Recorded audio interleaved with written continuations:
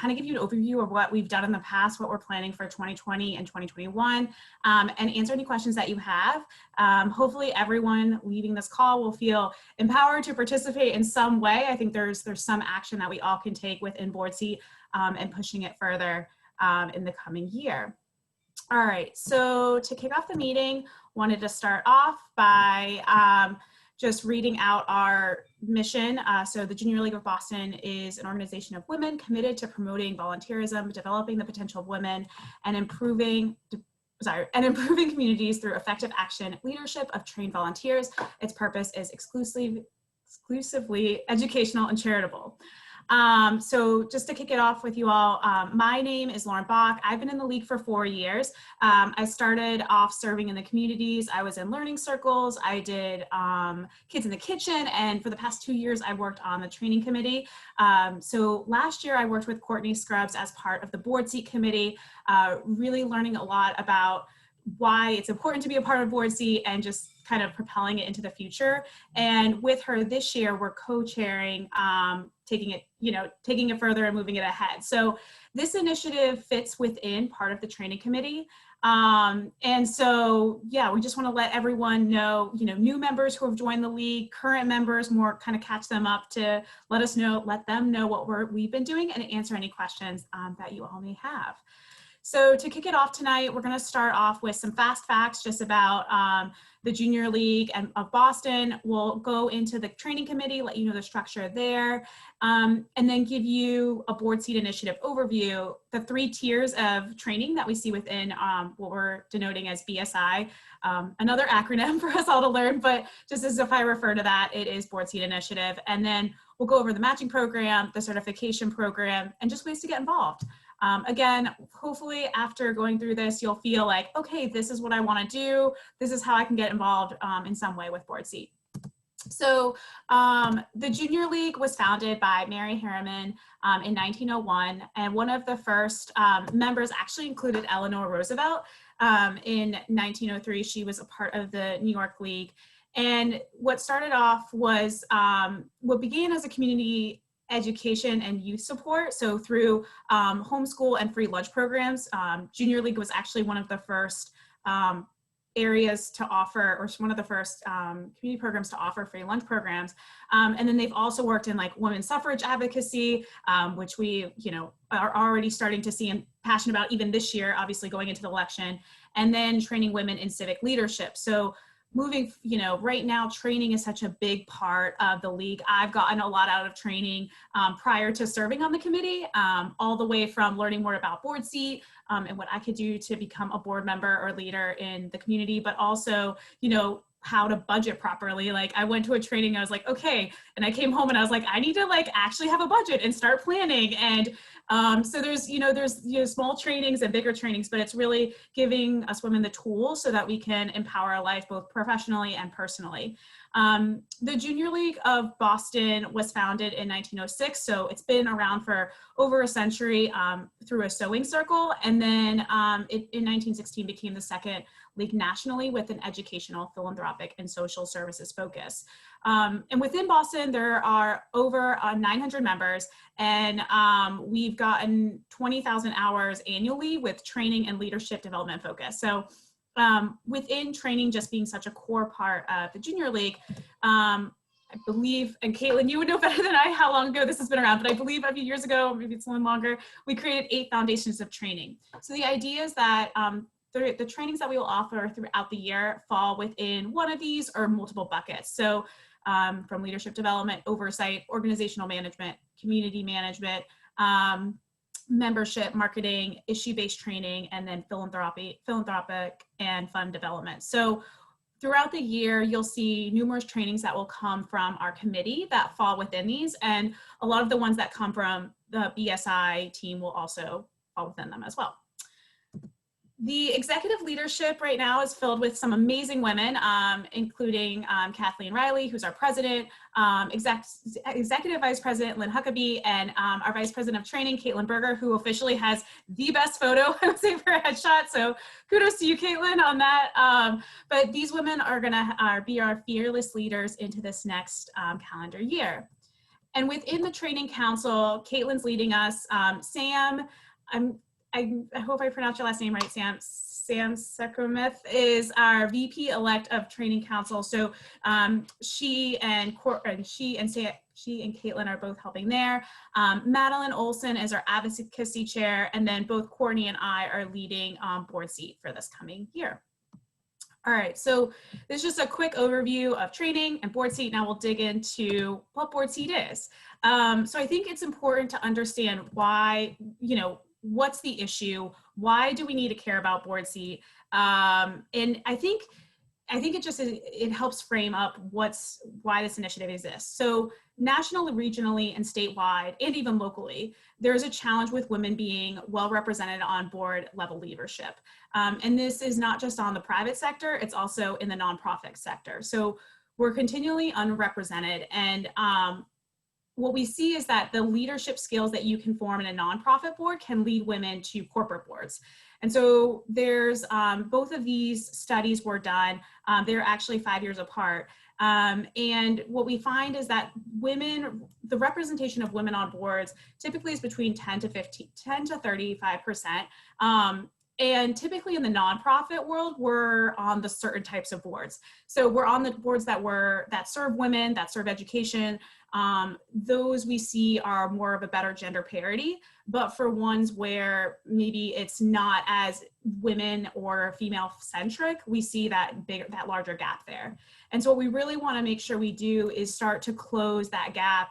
Again, just knowing that women make up such a large part of our population and are, helping in so many other ways that they're represented, especially at the board level where a lot of fiduciary responsibilities are being driven. And I think here, this 5-year gap just shows like no progress.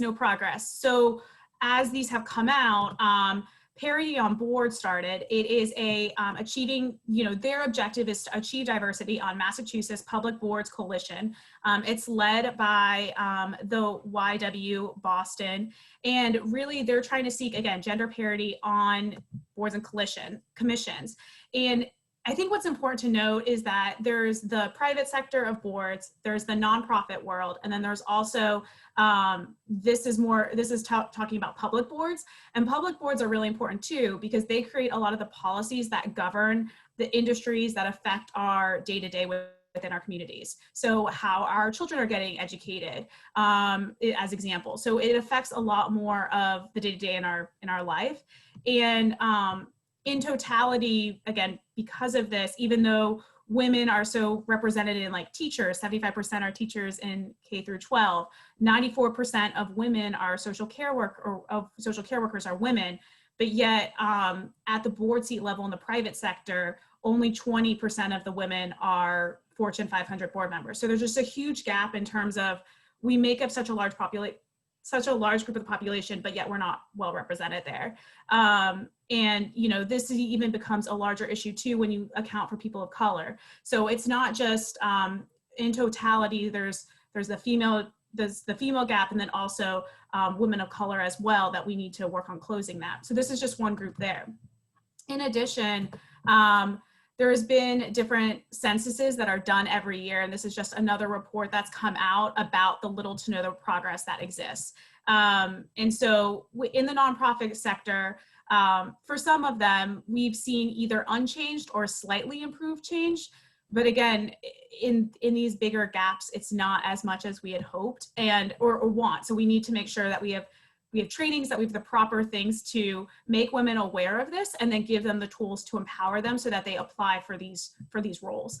And I think, one thing that came out is this special report of like how women become leaders on nonprofit boards.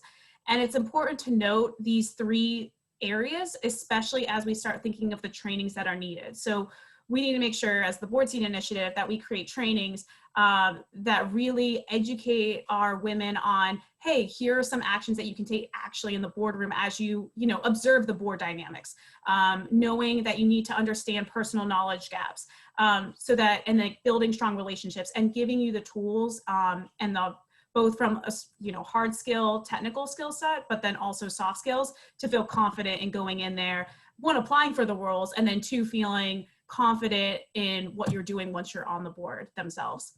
We're also seeking to make sure that that women know that they should seek out and volunteer for high visible projects and committees, really leverage, their strong skill sets to benefit the work from the board, and effective strategies to overcome the challenges faced in a highly gendered context. So for those of you that are on a call, I work in the beer industry. And so I work in an industry where it is very male dominated. And I came from one before that was not, it was more of an even split. So there definitely is a different dynamic when you're in certain office settings or rooms, and like internally we're not, but like when I'm dealing with certain retailers or other folks, it is more male dominated. And so even the side comments, like there's certain things that happen that can change the energy. And I think even 5 years ago, I felt like I didn't have the skill set on what to do or how to act. And fortunate had mentors I could reach out to figure out like, okay, this came as a joke, but it's not really a joke. It's also sexist, and like knowing that boundaries and knowing when to push back. And so I think we all, the more we're educated and the more we learn about that and are aware of it, the more we can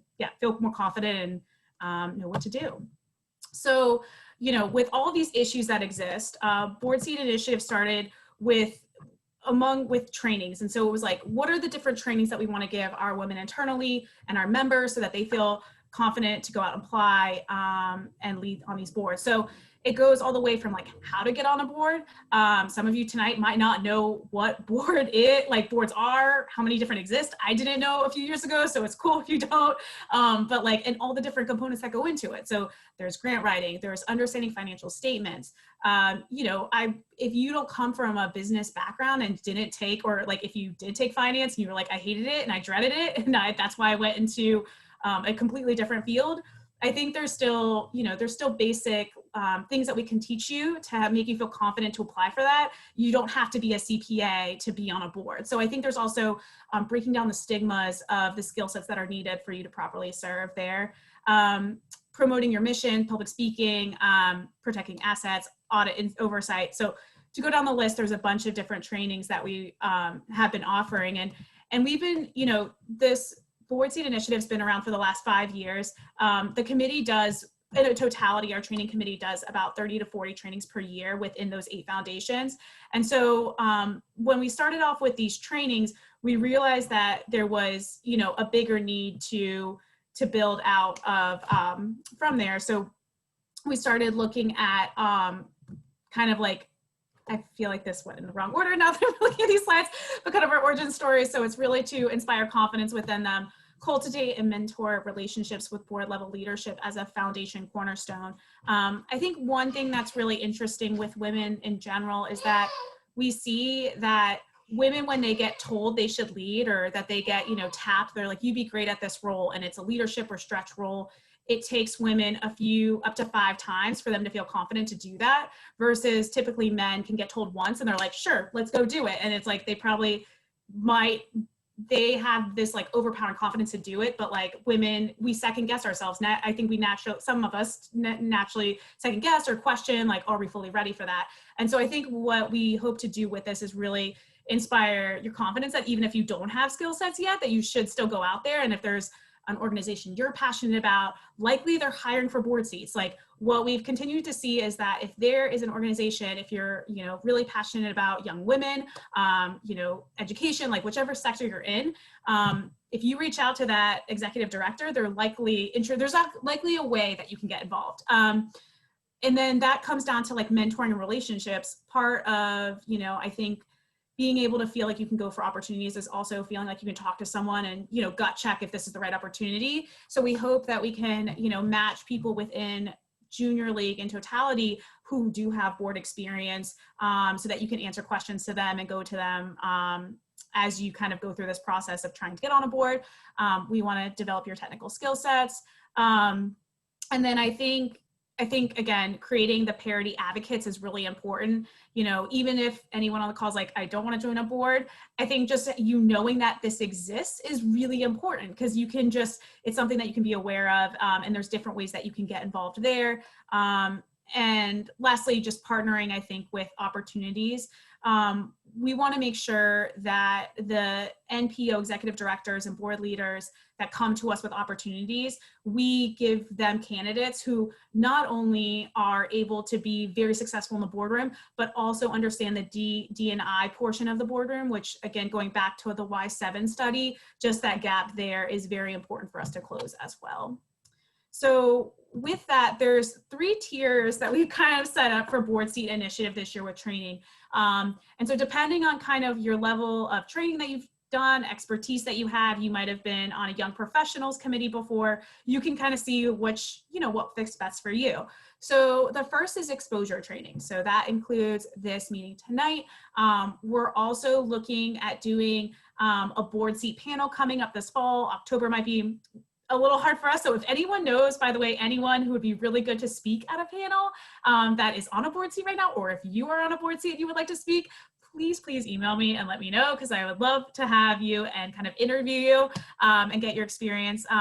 We also are looking at doing an introduction to gender parity training. So this gets to, if you're in a boardroom where it's a mainly male dominated field, what's the best way to navigate conversations, whether it's negotiations, leading discussions. Like, I think there's just hard skill sets that that we can help you with there.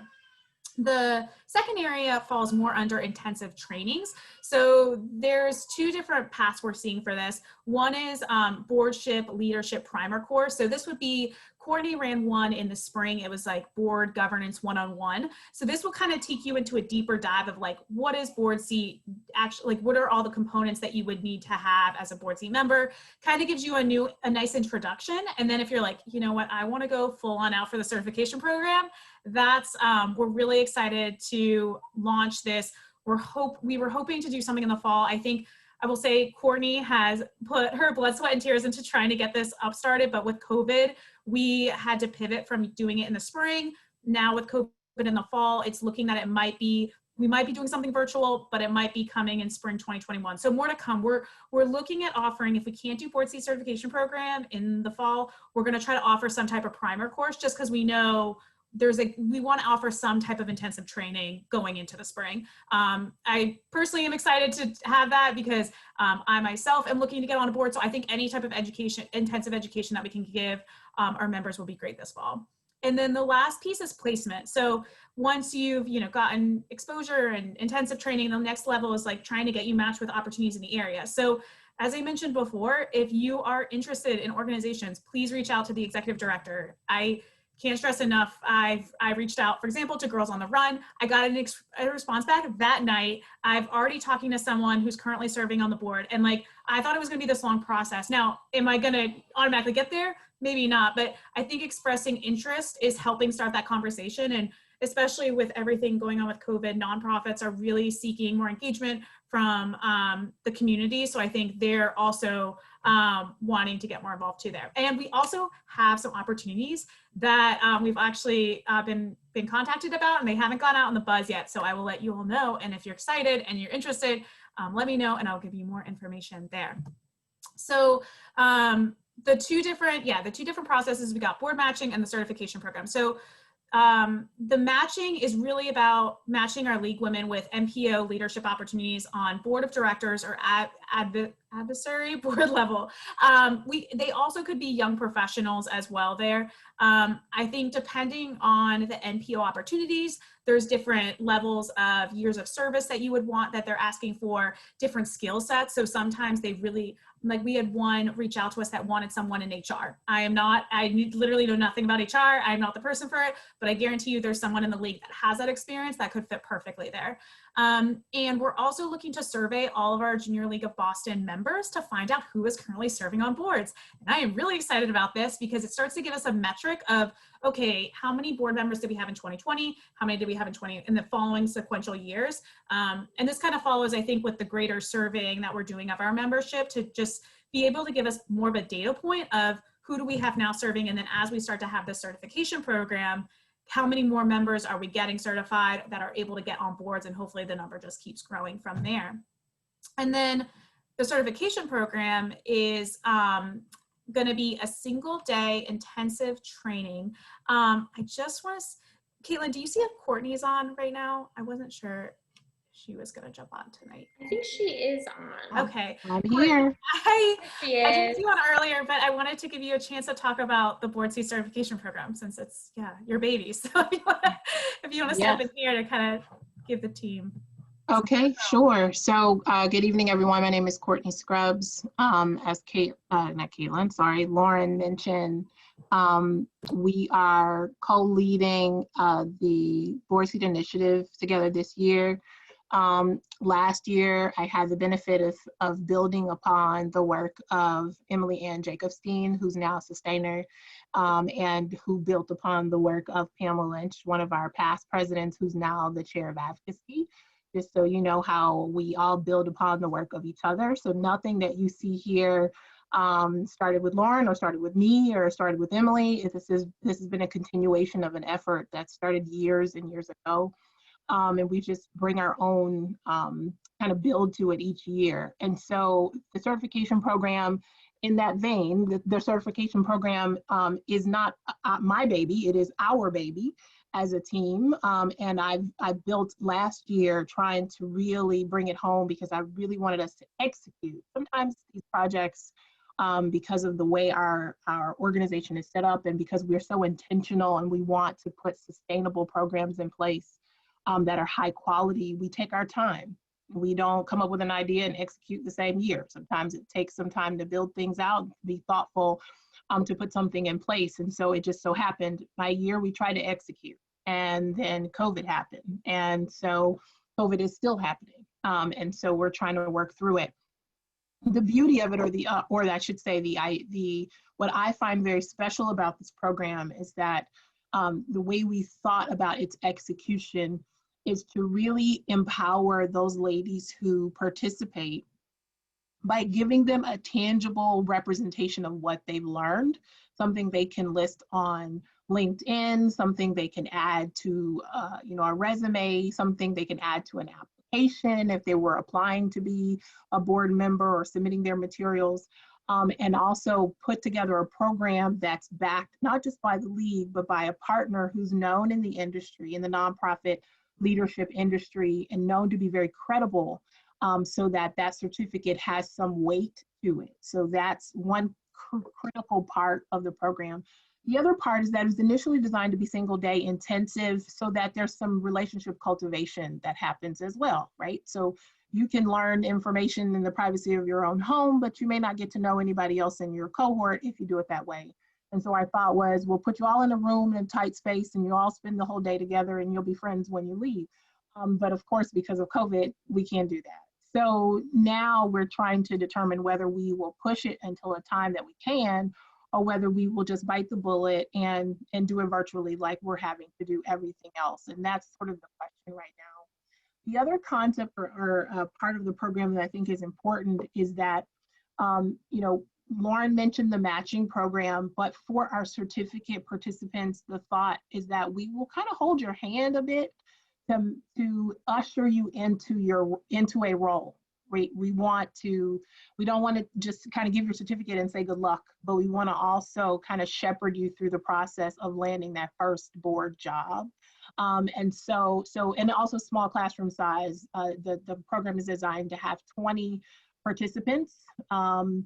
And that was for the in-person, 10 for the league membership, and then 10 spots are open to the community to make sure that you also have the benefit of a diverse and inclusive experience as well. So that's the certification program. My hope and prayer is that it will be available for registration sometime soon, but we're still working that out. But of course, as soon as we can make some firm decisions, you all will be the first or second to know. And that's it. I'm happy to answer any questions if there are any.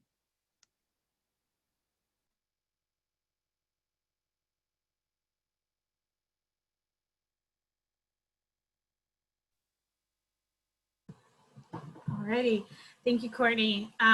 Yes, and so the certification program, we're really excited for this. And so to Courtney's point, what we hope to do is, again, shepherd you through, help you with the matching. So this is some of what I'm going to dive into now is the matching program details and kind of like our current structure that we will have with it. As of today, if an MPO will contact us. Typically, they send us the job description, the skill sets they're seeking, the board seat term. So is it 1 year, 2 years, 3 years, and then the give-get goal. Sometimes an organization has no give-get goal. It's completely optional. Some do have it, but they don't say what it is. It's, up to the individual to choose what they feel would be best there. And then sometimes they are quite lofty. So this is one where we like to let our members know ahead of time of what they are.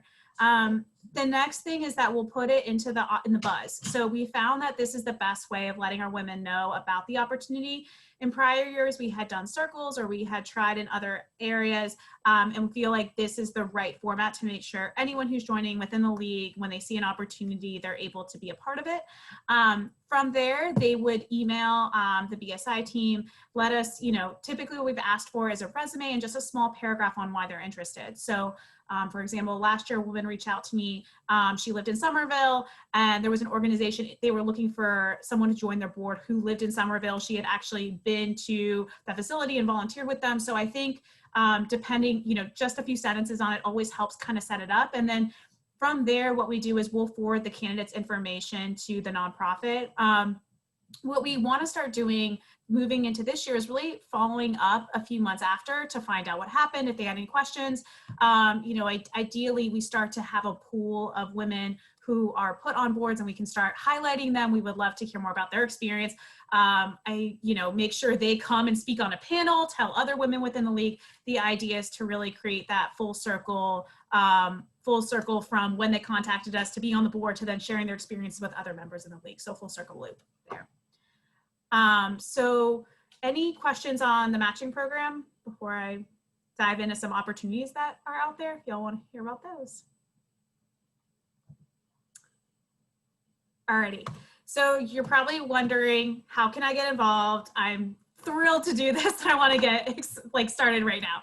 Okay, so Karen Page, former president of the Junior League of Boston, is now a board seat member of the Science Club for Girls. So they're always looking for a new board member. So this is a perfect way for you to get involved. And one in particular is showing interest by participating in a virtual fundraising event. So already for the fall, a lot of nonprofits are starting to have to move to a virtual format. This one in particular is celebrating 25 years of empowering girls and women in STEM. And on October 1st, they're going to have their first ever virtual event, which they'll get to see in person in virtual clubs and hear from club participants. I mean, it sounds amazing because I think you would be inspired to hear about the supportive community of women and girls who are basically paving a more diverse and inclusive world for STEM. So they can't wait to see you there. So if you're interested, please attend. It sounds, again, this is where you just got to get your foot in the door a little bit here. This is one area. The second is the Massachusetts Coalition of Adult Education. So they've reached out. I'm still getting more details in terms of I've got the job description, but it doesn't say how long of a board seat member would need to be there. And it didn't have necessarily any special skills that they were looking for the incoming member. So I haven't put this yet in the buzz, but what the coalition does is it champions the rights of all adults to acquire 21st century literacy, English education, numeracy skills, leading to economic prosperity, strong families, and vibrant communities. So if anyone is interested in this, please reach out to Board Seat Initiative at jlboston.org. And we can also try to figure out how to send out, I'll work with Shannon to try to figure out how to send out this deck afterwards. So as you're starting to think about it, if you're like, I might not be right for this, but if you know another member of the league that could be, please have them reach out to us as well. And then this is just numerous other ways that we would love for you to get involved. Volunteering as a speaker, instructor, facilitator, mentor. If you, I think, fall in any one of those buckets, please let us know. Also, let us know if you're currently serving on a board and you have any MPO leadership opportunities, or if you know of someone who's looking for it. That's the best way for us to get connected with those opportunities in the Boston area. Also partner and collaborate with us. I think sponsoring a workshop or as a program participant is also really important. If you have any ideas on trainings, if you've been on a board and served something and you're like, or if you've taken a training before on a board that you think would be really helpful for the BSI team to teach the rest of the junior league members, please let us know. And just participating, reiterating Courtney's point of the certification program, how, it's really been started. It's taken numerous years to get where it's been today. And I think once we do have it, participating in it, recommending it, as Courtney mentioned, it's going to be open to junior league members, but it's also going to be open to the community, which is great. So it's really, there's an opportunity that you might have coworkers that you work with or friends and family that you feel like would be a great part of that. And we want to make sure they get recommended for it as well. And then, once we do have those certification programs, if we would love to provide shadowing opportunities. So this gets to Courtney's point on like, once we have them certified, we want to help guide them and make sure they get placed in the right opportunity. And lastly, recruiting them. We're really excited to offer this program and know that they'll be strong candidates on a board. So with that, I wanted to open it up to any questions for anyone here. And yeah. And also say thank you all for joining. I mean, it's awesome to see this many folks on a training right now, because this would never happen at headquarters. So although I wish we were all in person right now, it's also really great to see this many people virtually too.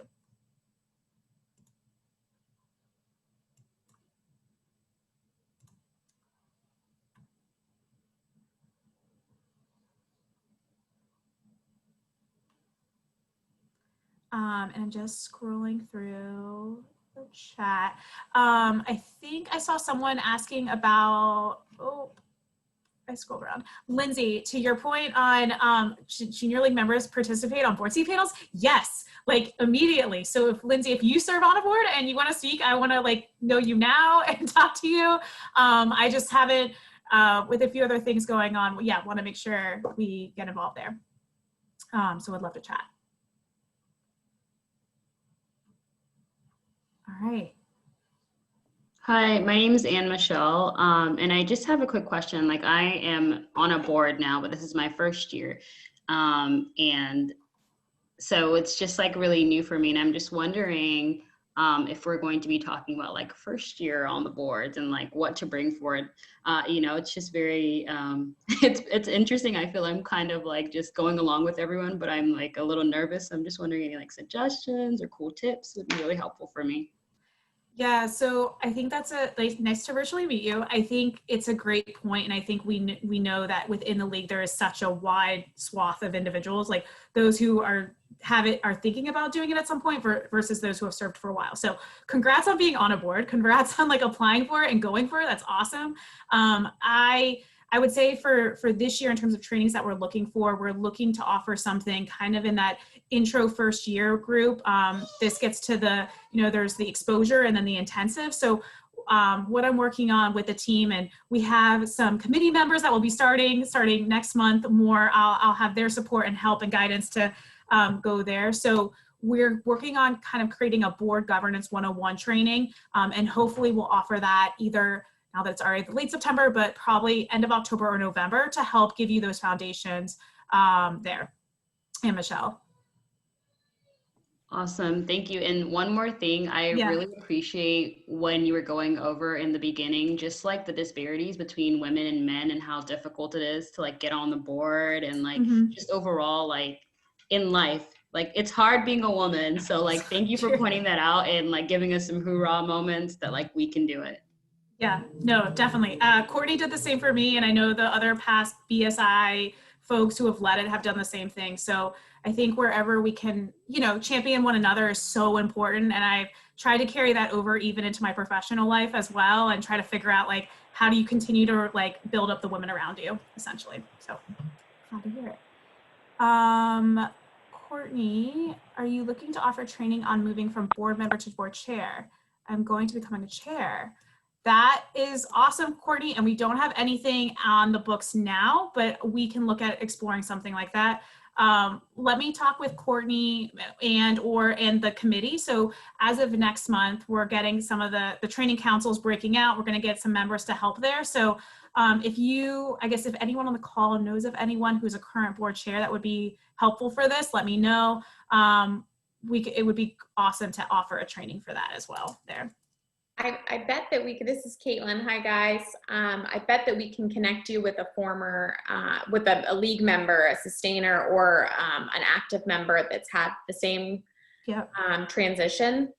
So, just give us a couple days and we can kind of sort through and tap our resources and find out somebody that might be willing to talk one-on-one as we kind of get those trainings mobilized in the meantime. But congratulations, that's awesome. Yeah, Courtney, can you just email me? I just want to make sure we have your contact info correctly so we can follow up with you on that. Because I know there's to Caitlin's point, there's got to be someone in a league that can help to help you out with. Sure, I'll just come on audio. Yeah, that would be great. What should I use the board seat initiative email? Yes, that would Okay, be great. fabulous. Thank you so much. Okay, there it is. Thanks, Caitlin. So I actually have a quick question for our admin, and that's whether or not our previous sessions recordings are available. So the recordings for board seat sessions from last year, if they're available. Hi, Courtney, it's Shannon. Hey, Shannon. Hi. So they are available. Right now, I'm kind of working on making like a training resource for the entire league. Okay. So once it's done, I'll probably include it in the buzz. Okay. So that way everyone can tune into the great trainings from the spring. Okay, awesome. The reason why I bring that up is because part of the trainings that we had last year, and I think we're going to do something similar this year, is a panel of young women. I think we did it twice. A panel of young women who were speaking about their board leadership experience and their journey and the like. And we had one young woman who did that exact transition, Courtney. And her name escapes me right now. Caitlin, let me know if you remember, but she's from the Boston Chamber of Commerce. She was on the board. She was actually a consumer, I think, or maybe a committee member for the young nonprofit. Courtney, I remember who you're talking about now. I can picture her, but I just can't picture her name, right? Yeah.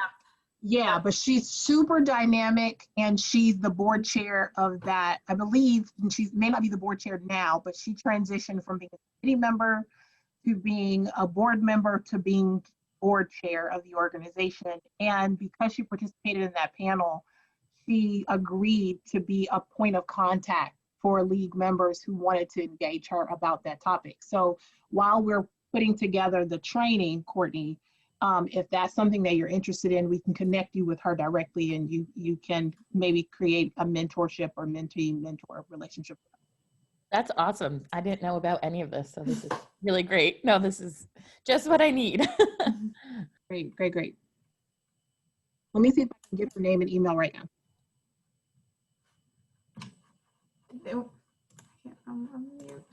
Oops. Okay. Awesome. Any other questions at all?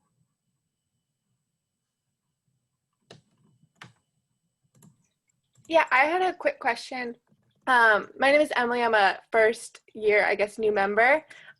So I'm kind of still in the young professional, and I was wondering, do you recommend having a resume specific to applying for board seats, or just your standard resume, or do you tailor it at all? That is a great question.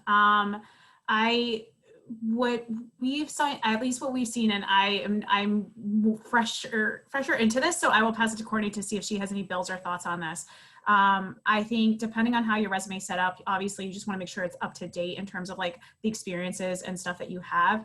I think if there's an objective area or something at the top kind of talking about their experience, if you know that there's certain key attributes that they're looking for the role, you would want to highlight that. However, in terms of for the opportunities that we've had, we haven't necessarily had women have to tailor their resume fully. But Courtney, I'd push it. Do you have any thoughts there on that? I do. I think the question, and maybe you could reiterate it for me, but I think the question was, when you're submitting a resume for a board position, should you just submit a general resume or should you tailor it? Is that the question? Yes, I think so. Yeah, kind of I feel like my industry isn't as much like board related, so I feel like my resume is a little more technical, Right. and not as like about my volunteer experience and kind of like that stuff that I think would bode better to a board seat than to like my career. Right. So it would be kind of in my mind 2 separate resumes, but they're also looking for people with technical knowledge, I'm sure. So I just wasn't sure. Right, right. And that's a great question.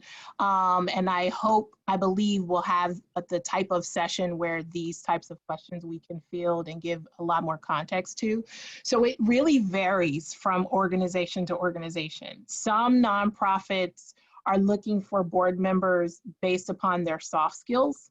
And so they would want you to highlight more about your community engagement and leadership or the like, and less about your technical skill. And then others who are looking for someone with technical skill, you want to highlight that. So it's just like any other job.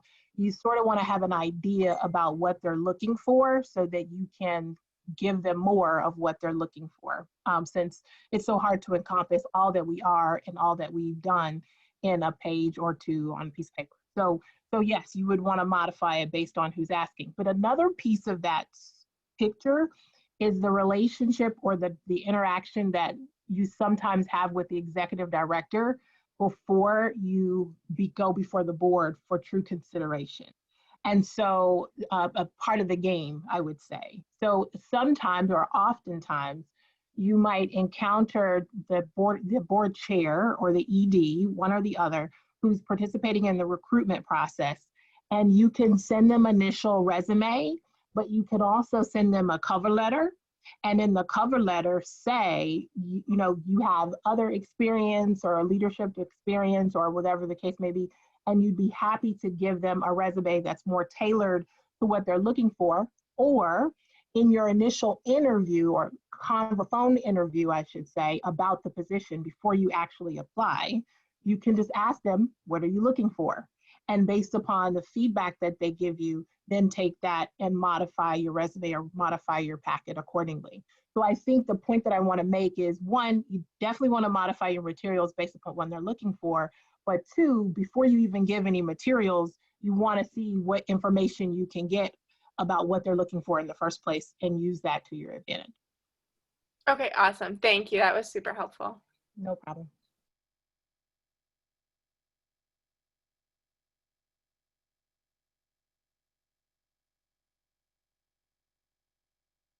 Anything else? All right, great. Well, thank you all for joining. Also, Courtney, thank you for sending out Allison's contact info. So I just want to make sure, Courtney, that the other Courtney, sorry, that you saw it as well, so that you can reach out for her and get connected. If you have any questions at all, please reach out to boardseatinitiative@jlboston.org. We would love to hear any ideas you have, trainings that you would like to see, and any questions and ways we can connect you with other members and just the community. So thank you all and have an awesome rest of your night. Thank you. Bye-bye.